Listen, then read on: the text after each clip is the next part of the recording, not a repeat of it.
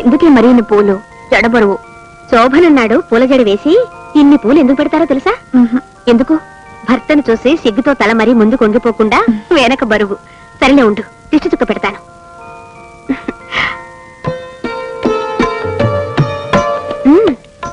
నువ్వు లోపలికి వెళ్ళి చేయా. నాకే నువ్వెక్కడ నిలబడు, నేను బయట గొళ్ళెం పెట్టి వెళ్ళిపోతాను. వెళ్ళు.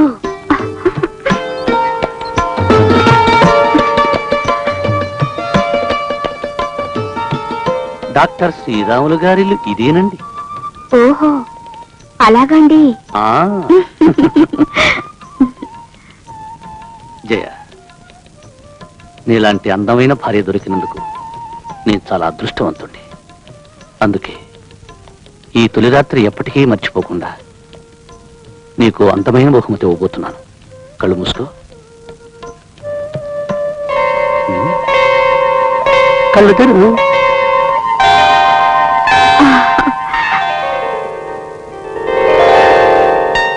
జయ, థ్యాంక్స్ అండి. నేను మీకు బహుమతి ఇస్తాను. నిజంగా? ఉన్న ఉద్యోగం కాకుండా ఏదైనా పార్ట్ టైం జాబ్ చూసుకున్నావా? కాదు, ఓ లైఫ్ టైం జాబ్. ఏమిటది? జీవితాంతం మనకి సుఖాన్ని సంతోషాన్ని కలిగించే జాబ్. జీతం ఎంత? పోటీ ఎంత? సర్వీస్ ఎంత కాలం? ఉద్యోగం పేరేమిటి? ఎక్కడ? ఏమిటి? తొందరగా చెప్పు. జీతం మీ మనసంతా, పోటీ మీ ప్రేమంతా, సర్వీస్ మన జీవిత కాలం, ఉద్యోగం మీ భారీగా, ఆఫీస్ ఈ ఇల్లు. సరే, అసలు ఉద్యోగం ఏమిటి? తొందరగా చెప్పు. అదేనండి, ఈ కొత్త ఉద్యోగంలో జాయిన్ అవుదామని పాత ఉద్యోగానికి రాజీనామా చేశాను. 4 రోజుల క్రితమే నేను ఉద్యోగానికి రిజైన్ చేశాను. ఏమిటి నువ్వు అంటున్నది? నిజంగానా? కాదు, నువ్వేదో నాకు సరదాగా అటాక్ ఇస్తున్నావు. నువ్వు నిజంగా ఉద్యోగం అనలేదు. నిజం చెప్పు. అయ్యో కాదండి, నిజంగానే ఉద్యోగం మానేశాను. మేమీ దొట్టు. ఇది ఎంత పనిచేసిందిరా బాబు? జయా, ఇది మోసపు అటాక్, చిటింగ్ అటాక్. నాకు కుదరదు. అసలు నేను ఎందుకు పెళ్లి చేసుకున్నాను? నాకు ఉద్యోగం ఉందనా? కాదనుకో, అయినా నువ్వు ఉద్యోగం చేయాలి. మీకొచ్చే జీతంతో మనిద్దరం హాయిగా బ్రతకలేమంటారా? హాయిగా కాదు, అసలు బతకడమే కష్టం. ఎందుకని? నేను ఒక్కడే ఉద్యోగం చేస్తున్నాను, నా భార్య ఉద్యోగం చేయలేదు. 5 రూపాయలు కిలో ఉల్లిపాయలు 2.5 రూపాయలకే ఇవ్వరా బాబు అంటే చిప్ప అంటాడు కిరాణా కొట్టువాడు. అయ్యా బాబు, నా భార్యకు ఉద్యోగం లేదు, మూర పువ్వులు 20 పైసలకే ఇవ్వరా అంటే మళ్ళీ కనిపించు అంటాడు పూల కొట్టువాడు.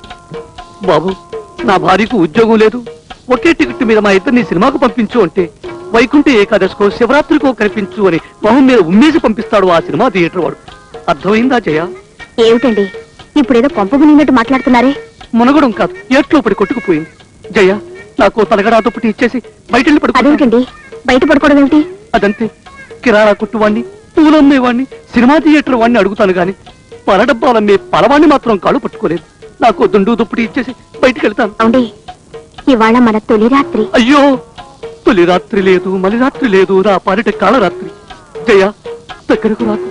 ఇదిగో చెబుతున్నాను, మళ్ళీ నువ్వు ఉద్యోగం చేసేంత వరకు మనకు ఉత్తరాత్రులే. అంతవరకు మనకు తొలి రాత్రులే ఉండవు. వస్తాను. Good night. కాదు, వెరీ వెరీ బ్యాడ్ నైట్.